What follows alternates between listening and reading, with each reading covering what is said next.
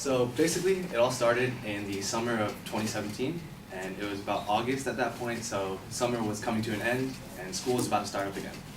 So, I didn't want to just sit down and watch my summer days just pass by. So I called up my best friends, Cody and Michael. And I've known these guys my whole life. We played baseball together, just our whole lives. So we met up at Cody's house, and then Michael brought up the idea of going to the beach. So we've been going to the beach all summer, so we were like, no, let's do something else. So me and Cody decided, let's try out this place called Trinidad. Maybe you guys know it. It's in Huntington Harbor. It's this little bridge that people like to jump off of. So me and Michael were like, all right, let's do it. Cody, you drive. Gas money, kind of expensive these days. So we drive over. It took about 15 minutes to get there. And we already see kids on the bridge jumping off and having a good old time. So then we see when these kids are jumping off that there's a big sign that says $1,000 fine, do not jump. So we thought, it's not being enforced very well. So we just parked the car and went up there with everybody else. Michael, this guy hates heights. So he's already shit himself by the time we're getting up there. He says, I'm not gonna do it, you guys have fun, he's backing out already. Me and Cody are just trying to encourage him, come on, dude. It's really not that high. You'll be fine. If we do it, you have to do it. So he was like, okay, maybe we'll see. We get up there, me and Cody jump off, and as soon as we pull our heads out the water, we're just yelling, come on, Michael, just jump, dude. It's not that bad. It's easy. That instigated a whole bunch of people to also just yell at this kid, you can do it, just encourage him. And so then Michael got enough courage to just just go over the little fence on this big blue pipe. That's where a lot of people just jump from. Now, we get back up onto the bridge and are kind of just chirping in his ear, come on, dude, you can do it. We did it. Now you have to do it. All that stuff. Just being friends. And all of a sudden we start hearing this noise. It's getting louder and closer, and then closer, and then closer. And then we're looking around what the fuck?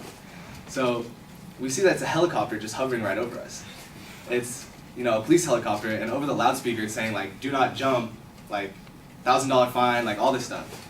And so we do what any other 17, 18-year-olds are gonna do, and Cody right away just shoves Michael off the bridge. And so he goes in the water, and me and Cody look at each other fuck it. So we jump in also, and everybody else that was up on the bridge, there was 20 people there. They all just followed in and jumped off too. Didn't even listen to the police officer. So once that happened, we swim up to shore, and we see that the police officer's still hovering over and is saying do not leave, a police officer's on the way, or it'll be considered resisting arrest. We were thinking, okay, so there's one officer on the way, and there's 25 people here. What's one officer gonna do if we all just leave? Everybody else is kind of just watching us, but me, Mike, and Cody look at each other fuck it. So we just bolted to the car, and for some reason, Michael hops in the driver's seat of Cody's car. This fool's had his license for not that long, and he's not the best driver. So I get into the back seat and see that he's in the front seat, and I'm just thinking, great. So he starts to drive, and he's getting lost in the neighborhood already, but the helicopter is hovering over us and starting to follow. Now, we're thinking, oh shit, we're gonna be on Channel 7 News, police chase, Cody's 18, we're gonna get arrested, what do we do? And then by this time it's been 10, 15 minutes, we're on the main road, and it's still following us. We're still freaking out. Now, all of a sudden, the helicopter just decides to just turn around and think we're not worth his time.